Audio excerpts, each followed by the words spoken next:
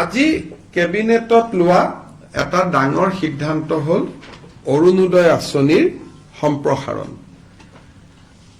আজিৰ ডেটত ২৭ লাখ ব্যক্তিয়ে অৰুণোদয় আঁচনিৰ সুবিধা লাভ কৰি আহিছে। এতিয়া আমি প্ৰতি সমষ্টিতে আৰু ১০,০০০কৈ অৰুণোদয় আঁচনিৰ আমি হিতাধিকাৰী দিব খুজিছো। যিধৰণে আমি লোকসভা নিৰ্বাচনত আপোনালোকে জানে যে আমি সমীক্ষা পত্ৰ বিতৰণ কৰিছিলো। সমীক্ষা পত্ৰবিলাক উভতি আহিলে তাতে আমি দেখা পালো যে ১০-১২ লাখ মানুহৰ হাতত অৰুণোদয় নাই। সেইকাৰণে আমি অৰুণোদয় আঁচনিখনত নতুনকৈ ১২,৬০,০০০ নতুন হিতাধিকাৰীক আমি অন্তৰ্ভুক্ত কৰিবলৈ সিদ্ধান্ত লৈছো।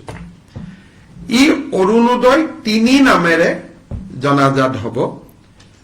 অৰুণোদয় ২ৰ বেনিফিচিয়াৰীসকলেও ৩ৰ বাবে নতুনকৈ আবেদন কৰিব লাগিব আৰু ৩ত নতুনকৈও আবেদনকাৰী অন্তৰ্ভুক্ত হ'ব।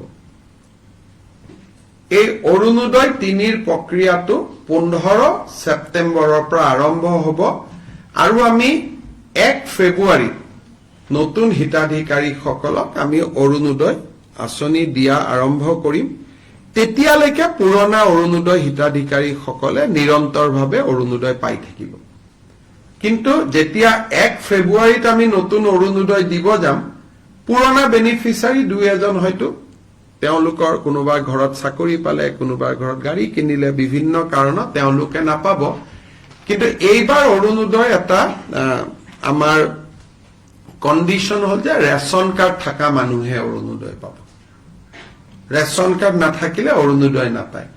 ৰেচন কাৰ্ড থাকিলে অৰুণোদয়টো কিয় পাব? ৰেচন কাৰ্ডবোৰ আধাৰ লিংক, গতিকে অটমেটিক অৰুণোদয়টো তেতিয়া আধাৰ লিংক হৈ যাব। নহলে মই যোৱাবাৰ আপোনালোকক কৈছো যে বহুত সময়ত কিছু অৰুণোদয় বেনিফিচিয়াৰীত কিছুমান মানুহৰ নাম সোমাইছে যাক বিচাৰি পাব দিগদাৰী হয় পিছত। কেবিনেটত বহুত দিনৰ পৰা আপোনালোকে জানে